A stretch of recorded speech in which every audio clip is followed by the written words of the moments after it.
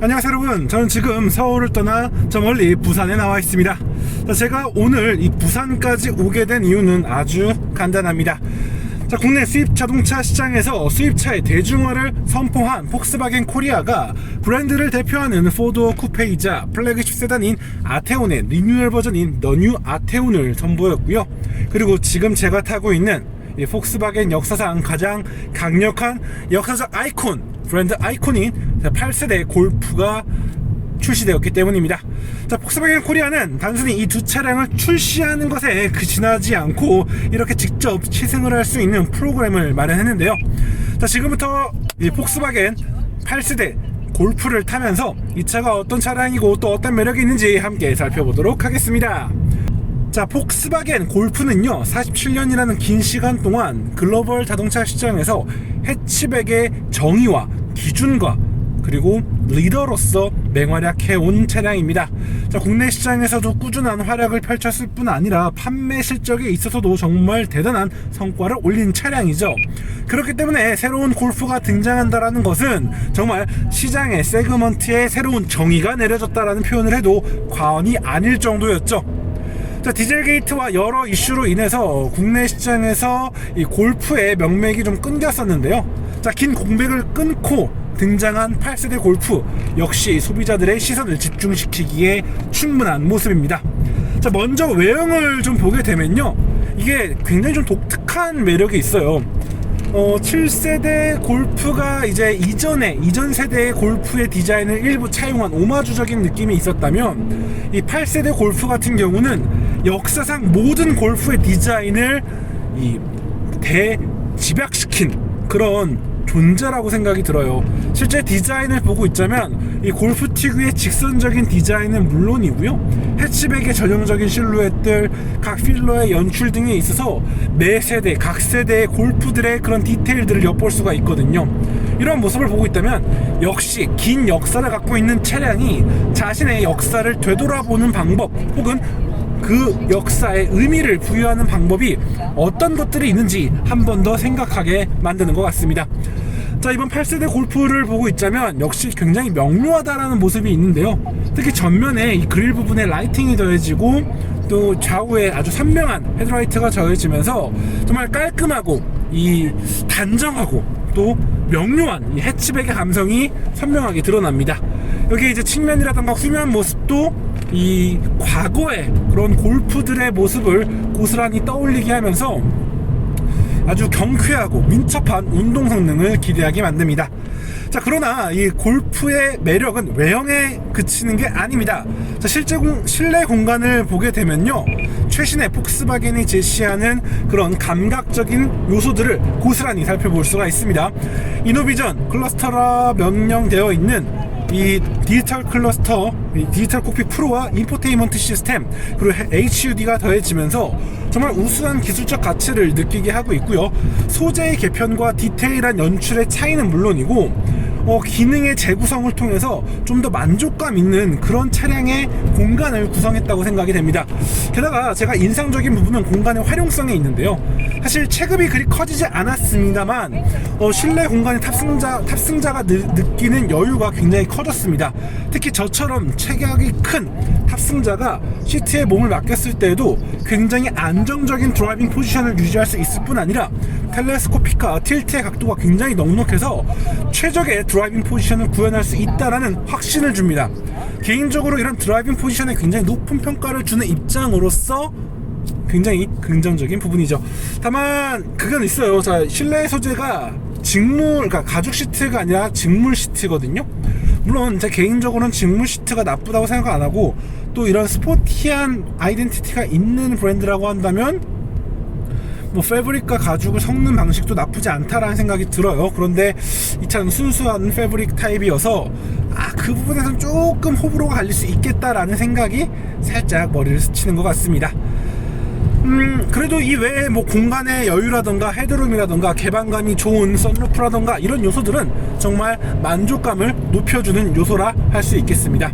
이 차 같은 경우 이제 2리터 디젤 엔진을 기반으로 150마력과 36.7km의 토크, 그리고 7단 DSG 전륜 구동의 레이아웃을 통해서 전통적인 폭스바겐 골프와 폭스바겐의 파워트레인 구성을 따르고 있습니다. 자, 그렇다면 이 차의 퍼포먼스와 구성이 실제 주행에서 어떠한 모습을 보여주는지 함께 살펴보도록 하겠습니다. 자, 사실 제가 지금 산길을 내달리고 있기 때문에 사실 150마력과 36.7kg의 토크로도 충분히 만족스러운 속도 영역까지 치고 달릴 수 있는 여유가 있습니다. 그러나 이 진정한 성능을 알아보기 위해서는 평탄한 길이라든가 오르막길을 알아봐야겠죠. 정확하게 설명드리자면 그 부분에서도 충분히 제 몫을 다하고 있습니다. 게다가 디젤 엔진임에도 불구하고 출력 전개가 굉장히 부드럽고 매끄러운 편이라서 디젤 엔진 좀 시끄럽고 진동이 심하지 않아? 라는 편견을 완벽하게 지워줄 수 있는 차량이 되었다라 생각이 들어요. 다만 그건 있어요. 그럼에도 불구하고 디젤 엔진 특유의 조금 둔한, 조금 느린 엔진 엑셀러레이터 페달 반응이 있는데요. 디젤 차를 타는 입장에서는 충분히 감안하고 납득할 수 있는 영역이라고 생각이 됩니다. 그래도 기본적으로 출력 자체가 준수한 편이고요. 일단 배기량이 좀 뒷받침이 되다 보니까 운전자가 원하는 영역까지 좀 치고 올라가는데 큰 어려움은 없다라고 생각이 들어요. 그리고 최신의 디젤 엔진들이 다 그렇겠지만 RPM이 올라가더라도 출력의 펀치력이 꾸준히 이어지기 때문에 전반적으로 만족감이 굉장히 우수하고 다루기 좋다라는 생각이 됩니다. 자, 여기에 이제 매치업이 되고 있는 7단 DSG 같은 경우는 시프트 바이 와이어를 통해서 좀 더 직관적이고 명료한 그런 체결감을 제공을 합니다. 게다가 이 센터 콘솔, 센터 터널의 디자인이 굉장히 깔끔해지면서 이 공간의 여유, 시각적인 쾌적함을 한층 더 높여주는 모습이죠. 기본적으로 약간의 히스테리는 있어요. DSG 특유의 그 오르막에서 재가속을 할 때 약간씩 고민하는 그런 모습은 있지만 기본적으로 굉장히 나이브하고 민첩하고 아주 깔끔한 변속감을 제공하기 때문에 만족감은 상당히 좋은 편입니다. 다만 시대의 흐름이 조금 더 다단화된 변속기를 원하고 있기 때문에 8단 정도가 들어갔으면 어땠을까라는 생각이 조금은 스쳐 지나가는 것 같네요. 그리고 단점이라고 지적하자고 한다면 이 스티어링 휠 뒤쪽에 있는 패들 시프트가 너무 작고 좀 조악한 느낌이 있어요. 물론 이제 올 상반기에 출시를 예고한 GTI 같은 경우는 좀 더 명확한 패들 시프트를 달고 있을 거기 때문에 스포티한 드라이빙을 즐기시는 분들은 GTI를 선택하는 게 좀 더 당연한 선택이긴 하겠지만 그래도 이 골프 TDI에서도 좀 더 큼직하고 다루기 좋은 패들 시프트가 더해졌으면 어땠을까라는 생각을 해보게 됩니다. 자, 이어서 차량의 움직임을 살펴보도록 할게요. 사실 제가 이 드라이빙에 대해서, 차의 움직임에 대해 설명하기 전에 드라이빙 모드를 DCC를 이 컴포트로 바꾸려 했는데요. 그냥 스포츠 모드로 설명을 드려도 될 것 같아요. 분명 그 골프 특유의 독일차 특유의 그런 좀 견고하다라는 그런 느낌은 주는 부분이 있어요, 분명. 하지만 이 주행을 해보고 있으면은 차 굉장히 부드럽고 굉장히 편하다라는 생각이 들어요.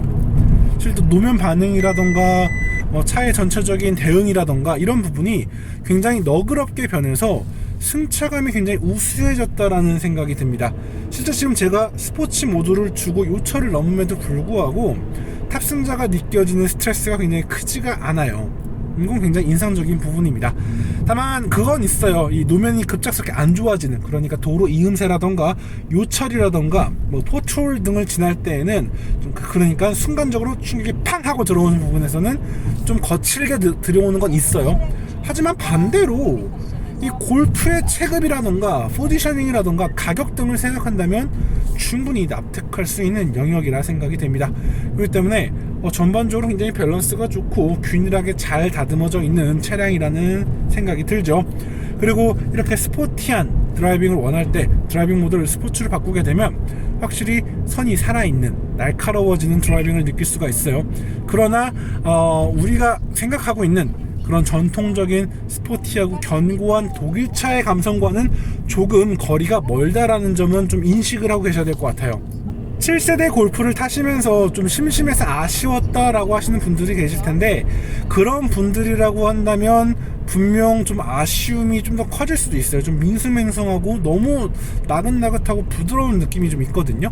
하지만 전체적인 완성도라던가 그런 운전자의 만족감의 영역에 있어서, 혹은 운전자가 원하는 의지를 반영하는 부분에 있어서는 굉장히 성숙하고 능숙하게 반응해주고 있기 때문에 되려 완성도 자체는 분명 높아졌다라고 설명을 드릴 수 있을 것 같아요. 다만 좀 말초 신경을 자극하는 그런 즐거움을 원하시는 분이라고 한다면 조금은 아쉬움이 있겠다, 그렇게 설명드릴 수 있을 것 같아요. 하지만 골프라는 차량이 단순히 그냥 스포티하게 달리고 강렬한 퍼포먼스만 추구하는 차량이라고 하기에는 좀 그런 건 아니거든요. 그냥 올라운더 누구라도 선택할 수 있고 누구에게도 권할 수 있는 그런 해치백이라는 범주로 본다면 분명 이번의 변화는 합리적이고 당연한 변화라고 생각이 됩니다. 그렇기 때문에 저는 충분히 납득할 수 있고 충분히 타인에게 권할 수 있는 그런 차량으로서의 골프를 확인할 수 있을 것 같습니다. 그리고 이제 폭스바겐이 확실히 최근에 신경 쓴 부분 중 하나가 IQ 드라이브를 기반으로 한 다채로운 기능과 편의사양의 도입인데요. 실제 이 차를 타보게 되면 굉장히 다채로운 기능과 다채로운 편의사양, 안전사양 등이 이 차에 적용되어 있어서 운전자의 만족감을 높이고 있다는 걸 확인할 수가 있어요. 그렇기 때문에 아까 주행 중에 계속 삑삑하는 그런 경고가 들어왔었는데 앞차와의 간격을 확인하면서 주행 경고를, 제동 경고를 주는 것도 있었고요. 뭐 주변 차량이라던가 파크 어시스트라던가 다양한 기능들이 더해져 있기 때문에 기능적인 부분에서도 정말 매력적인 차량이다라는 생각이 들었습니다. 물론 그건 있어요.